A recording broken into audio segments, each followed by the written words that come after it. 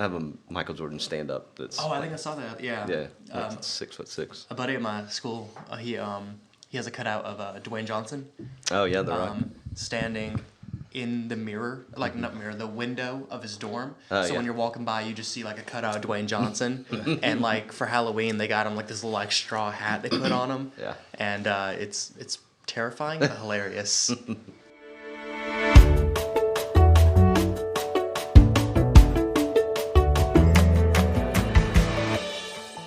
Hello and welcome to the Selling North Georgia podcast. I'm Corey Shields. I'm Michael Williams. And today we are with Mr. Bryson Burnette. Bryson, thank you for being here today. It's great to be here. Thank you.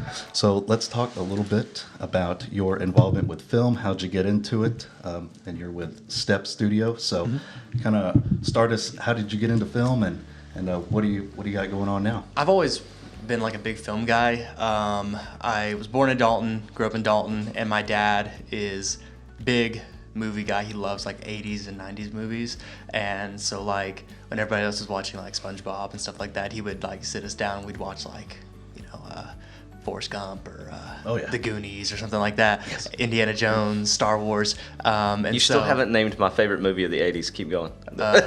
Rocky, the Rocky movies. We got Predator. I'll give you a hint. There's an airplane. Top Gun. Top Gun. Jeez. There's a lot of I was thinking of like an airplane, but that's 70s. So I always loved movies growing up. And then I got a love for performing, doing theater in middle school and high school. I found my love for theater. I'm an actor first and foremost, and I did acting all throughout high school, drama club, and my two passions kind of met near the end of high school. I started to really consider filmmaking, and right at the end of junior year, when COVID hit, we got out of school, and I was just sitting around with nothing to do, and I got a text from a member of a newly founded studio called Step Studio, inviting me to join. They had just finished writing their script for a documentary about Dalton's carpet industry, and they said, hey, we've heard about your name from I won a couple acting awards in high school and did a couple competitions, and so some people knew my name, and they're like, hey, he might be good for just being a part of it, because it wasn't an actor thing, but it'd be cool to have somebody in the arts to help out as well, because it was mostly theater kids that were in it. Right. And they invited me in. I was one of the last people to be a part of it, but I was super stoked. But at the same time, I thought it was just going to be a couple kids with an iPhone filming some buildings and stuff and putting it on YouTube. And that was the original idea until I saw all the equipment we had. And I'm like, oh my God, this is going to look awesome. And so I spent 2 weeks over the summer of 2020 filming around Dalton for the documentary, did some interviews. And when we started looking at the footage, because my official job was a post-production supervisor. So I would be in the post-production room with Jacob Pogue, president of Step and director of the Dalton documentary, our producer and our editor, and I'd sit there. They'd be like, Bryson, how does this look? And I'd be like, looks good. Or I'd be like, oh, let's try this. That'd be my job. But they wanted everybody on for filming as well, just to get the experience. And so I was on for filming. I was a clapboard guy. So I had the take one, take two, action. That was me. I got to be on a film set, and it was really cool, and I loved it. And I really started to realize, especially once we started putting the footage together, this isn't gonna look like a bunch of 16-year-olds made it. So where do we find the film, The Story of Survival? Where did we get that? Well, we have a premiere scheduled at the Wink Theater on March 4th at 7:30. It's a free admission. It's gonna be a big event where city's gonna be shutting down the road. Shaw Industries gave us a big red carpet. Nice. We're gonna start hanging up posters around the city to advertise for it. But it's gonna be a big formal Hollywood event kind of thing. So it's gonna be we're bringing Hollywood to Dalton. So this is the documentary that you filmed first, right? Yes. Okay. This will be Dalton. Basically what it's about is it tells the story of Dalton from a small crossroads carpet marketplace with Catherine Evans, and how she started the industry and how it grew from that to becoming the carpet capital of the world, with Shaw and with Engineered and all of that, and how Warren Buffett bought Shaw and made it even bigger. And then it transitions into talking about the 2008 recession, how Dalton was one of the biggest one of the most impacted cities in America from the recession because we were so specialized in carpet, and how we built back from it, and how we bounced back and started to expand our industry and return to our former glory of sorts. And so it's basically a love letter to Dalton, how it's a very interesting story. I mean, yeah, you can say, oh, it's about carpet, but it's the lifeblood of the town, and it's everybody in Dalton knows, like, you know, you do have carpet in your house, you know, you're welcome. Like, everybody uses carpet, and it's like, it's one of the first big industries in America started by a woman. It is like, it's just very relevant to the town, but it's also like an interesting story as far as business goes, to really anyone can watch it and enjoy it, I'd say. And also, it has music from Gary Lionelli, a two-time Emmy Award-winning composer. He made the music for the film. Like, he heard about us online. I don't even know how, but he was like, "Hey, I heard about you guys, and I want to do the music." And we're like, "Are you kidding me?" And so, like, that, I think that leads to even more, like, I guess you could say, legitimacy for the film, to be like, "Hey, we're not just a couple of kids, like, making a little home video, like, we're serious." So when he called and asked or emailed or whatever, did you respond with, "Let us get back to you," or did you, like, literally go, "Okay, yeah, let's do this"? Well, it wasn't my call. Jacob was the director of that one, but that's basically what he did. Yeah, he was like, "Hey, you'll never believe who I just got off the phone with," and I was like, "Are you kidding me?" Because, like, did you ever see the O.J. Made in America documentary? Probably. Yeah, it was on HBO, and he did a Vietnam one and a couple other big ones that he made the music for, and he won an Emmy for the OJ one, and as well as, I think, the Vietnam one. Nice. And so, yeah, he I think it's just super cool how or just this early on we're already getting recognition from, like, some, like, big people. Yeah, they don't hand out Emmy Awards to everybody. Yeah, no. So what is after this premiere on March 4th, what is the where's the film go after that? Like, if you're not at the premiere, when can you watch it? How can you watch it? So after the film, after the premiere rather, we're gonna put it on Amazon Prime. I believe it'll be free to watch after that. You know, you can just pop it on Amazon Prime and watch it on your TV. I think we might even put it on YouTube. But yeah, it's not gonna be hard to find after that. It's just, you know, we filmed this in 2020. Like, it's taken a long time. It's because, one, we don't want STEP to be a full-time gig for anyone. This is a side thing to do to grow your film experience. So as a result, it does take a little longer, but at the same time, you know, it takes a long time to make movies. You know, it takes a couple of years usually. So it took a while to edit it and put it together, as well as, like, with film festivals, you can't premiere your film until it's done running the film festival circuit. So we had to wait on all that to finish as well. So we've had to keep pushing back the premiere, but it's finally gonna be out, and then after that, you can watch it whenever you want, and you get to finally see all this hard work. How long after that will this next film that you said you just finished, how long will it be before that's released? We're not exactly sure yet, but we're aiming for, like, a fall or late summer release, maybe August. Cool. Because we just finished filming and we're about to enter post-production, and so that'll take a little while. It's a shorter film, and we don't have nearly as much footage to look through, so it should probably take just a few months. It should be out before the end of the year. But what's considered a short film? I don't know the definition. There's kind of a gray area depending on who you ask, but the sweet spot is between, like, a second to 0 up to about 30 minutes is like a short film, but most people would say, like, 45 minutes is the cut between short and feature length. But it's good to have it under 30 minutes because most film festivals, if it's over 30 but under 45, just won't take it. They either won't take it, or they'll be like, it could go feature or short. But we want it to go to, like, short. We want it to compete with other short films. So we're gonna have it. It'll be under 30 minutes is the goal. Yeah. So let's kind of put the focus on Dalton and the creative community. What is your opinion of it, and what might we be able to do to pump a little more of the sort of projects that you're describing out? Well, I think Dalton has a better creative community than someone might initially think looking at the city. Being a part of the creative community, I've been able to meet and see some very impressive and wonderful people part of Dalton's creative community and the arts in Dalton, because, I mean, we are nestled in between two art cities. Chattanooga's just north of us, Atlanta south of us, so Dalton doesn't really need like a big professional creative community as a result of it, but we have great high school theater programs that do very well at competitions. We have local community theater that constantly pumps out some good plays. We have dance, we have music, we have several really good local musicians.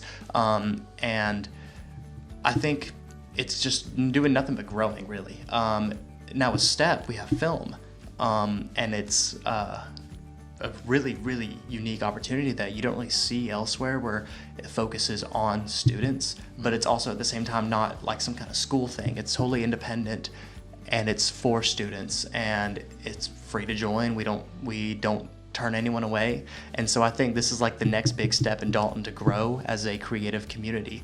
And I can just see it doing nothing but grow as the years go on, because we are expanding to other colleges, but our base is going to be Dalton.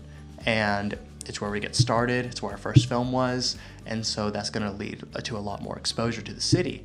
And I just think that, just if for living in Dalton, go support your local creative minds. Go see plays, go watch STEP films, go to the Dance Theater Dalton, go to the Creative Arts Guild. Support them, give them your love, and that'll just inspire other people to keep going and to just do nothing but grow. I think we're a little spoiled in Dalton. I don't know that we really recognize how good we have it compared to other small towns that are our size. I say small, 35 to 40,000 people in town. But we have two theaters, basically, the ACT and Daltonville Theater, and then you have the Creative Arts Guild. Like, to have all of that, and then you talked about all those other programs, to have all of that located here in one town is surprising. Yeah, it's a really good city to start out with the arts. Like, speaking from personal experience, in high school, we went to competition for one-act plays. We got second in state my junior year. We almost won regions my senior year. We do literary competitions. We do community-based stuff. I did community theater, and just there was always something to do in the area. Never any need to go to Atlanta or Chattanooga if you didn't need to, at least on an amateur scale. We don't really have much professional stuff yet, but like I said, it's a good place to get started, get experience in before moving on. And like I said earlier, we're really close to two really big art cities, so it's like Dalton has a pretty impressive creative community and a great place to get started to move on to bigger and better things. Right. Yeah. Right. So when you shoot that horror film, you're gonna go to Dugout Mountain right here and Maybe shoot it like that. That seems like the right spot out in the woods. Got that real. Blair Witch feel. Yeah. I definitely would like to do horror in the future. I love horror, and I think it'd be really fun to make. Personally, I think after this film, I'm gonna take a step back from filmmaking. I haven't had a good acting role in about a year. I want to get back into acting, either theater, film, or something like that, and we have several other branches with STEP that are currently developing their own films and pitching ideas to Jacob, and so I want to give them some time to make their own stuff, but maybe maybe next year or something like that, I might come back with an idea for some kind of horror film or something. Fun fact about the Blair Witch Project. So this was 99, I believe, right in that time frame. The internet was still something we weren't real sure what all that meant and what this internet thing was. So they released these documentaries on the History Channel that were doctors and professionals testifying that this whole Blair Witch thing was legit. And so in college at that time frame, you're do we believe this? Do we not believe it? We really don't know. And then you go watch the Blair Witch. Rolling credits at the end, guy's name that plays in the Blair Witch, third guy, you know what his name was? Michael Williams. Totally freaked me out. I'm I'm never going in the woods again. Not happening. And then you find out 2 weeks later, oh, it's just the whole thing's just a hoax. But literally for 2 weeks or so, it was a limited release.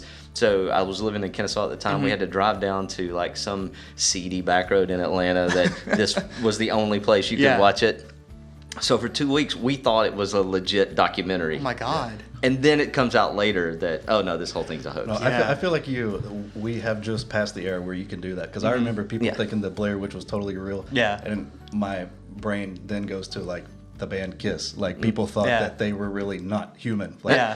you can't pull that stuff off anymore. Yeah, it's just, internet ruined it all. Yeah, The for world real, has for real. changed, but '99 was a great time to pull off the Blair Early Witch. internet was Yeah. crazy. It was like the Wild West. I remember like researching the film, and it's like one of the best cases of just like awesome marketing ever. Like they did like you said, the documentaries. They did like missing persons reports and stuff. I think that's so cool. Like the way they could do that, and like even earlier, like with like the first found footage film was like Cannibal Holocaust, 1980. This Italian dude like filmed it out in Africa, and like it was kind of real. Like they actually like killed animals and stuff. It was pretty intense. But he got like arrested because they thought he actually like, murdered his actors. Oh, jeez. And then like even earlier, Orson Welles in the 30s did the War of the Worlds audio drama, and he did it in the way that it was like interrupting a regular broadcast. And people thought that there was actually aliens invading. They like went and hid in their cellars and got their guns and stuff. I can hear the beeping noise that started that War of the Worlds Yeah. thing. Like I can hear the beeping noise where it's interrupting the radio So broadcast. iconic. Yeah.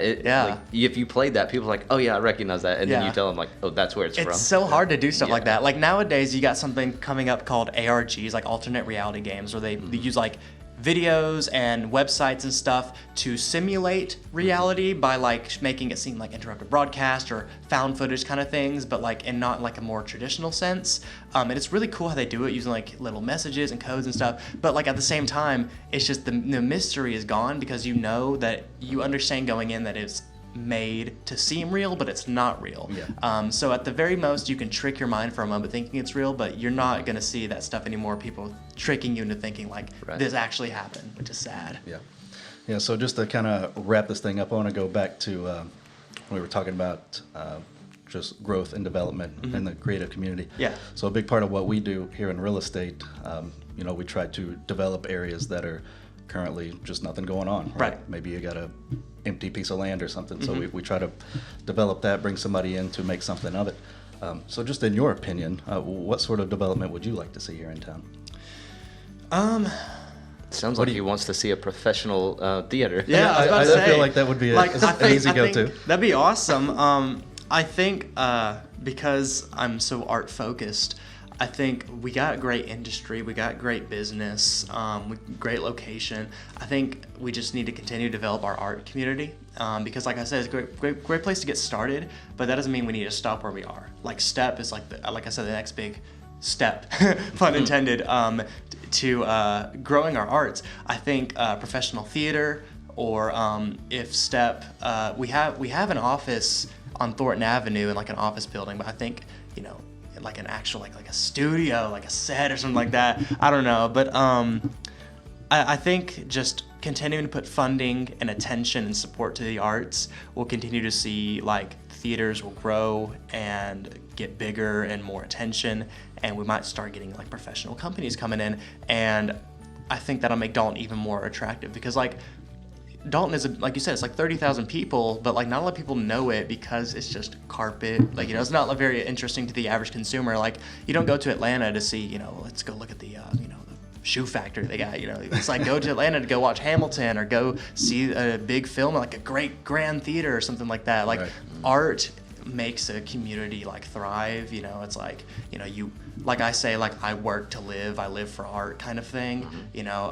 I live and I love my life because of, of course, because of people and all of that, but like, how do we express that through art? And I think if Dalton continues to focus on that and grow and expand our arts, I think it'll make it a much more, it's going to sound really cheesy, magical place to live, and it'll make it a lot more enticing for people to come and go see something and maybe even take a tour around town, learn about our history. It's a great community and just really, really good people. Like if we were in like most cities in America, STEP wouldn't grow as much as this. Dalton the people understand that community is family, and that's why they gave us so much support and love, and that's why we've gotten to where we are. And so I love the people at Dalton. Can't thank everyone here enough.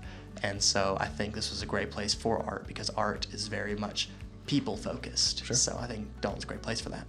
I think the city council, the county commissioners, the people that are in charge of running this town and this county, I think they realize that art plays a significant role in attracting young professionals, which is what they continue to say they want here, and we do a ton of things to try to bring in young professionals. So continuing to beat that drum of what young professionals want, a hot art scene is part of that definition of what they want. So we need to make sure that that's part of the conversation when we're talking to those people. Definitely. I'm on board with that. So, Bryson, we'll go ahead and wrap this thing up. Remind us one more time how, when, where we can see the upcoming film. All right, so Dalton Story Survival is going to be premiering at the Wink Theater, 7:30 on March 4th. That's a Friday night. Free admission. Put on your best Sunday suit. Bring everyone you can, and fill up the house. You can email stepstudios01@gmail.com to reserve your seat, but you can also just walk in and there'll probably be a seat for you. Wink's a pretty big theater, so yeah, come check it out, and we'll hope to see you there. Are we selling VIP passes, backstage passes? Probably not if you're not in the studio, but I'm sure if you say please, you'll probably come shake hands with the director or something. Yeah, we can make that happen. Yeah, definitely. Awesome. If somebody wants to get in touch with you directly, what's the best way to reach you? Probably reach me in my Instagram. It's Bryson_Burnette12. I'm always on my phone. I'm kind of addicted to it, so I'll be. We all are. Yeah, for real, honestly. I'll be sure to answer your DM if you guys have any questions about me or about the studio. I can direct you to Step, to Jacob, and we'd be happy to have you. The world has changed so much because in my head, 45 years old guy is like, how do we get in touch with you? I'm like, email, of course. And it's like, oh, DM me on Instagram. Just hit me on Instagram. Yeah, that'll do. That's fine. Awesome. Well, hey, Bryson, it was good to talk with you today. Same here. And on that note, thank you guys for watching, and we will see you next time. I'm Corey Shields. I'm Michael Williams. See ya.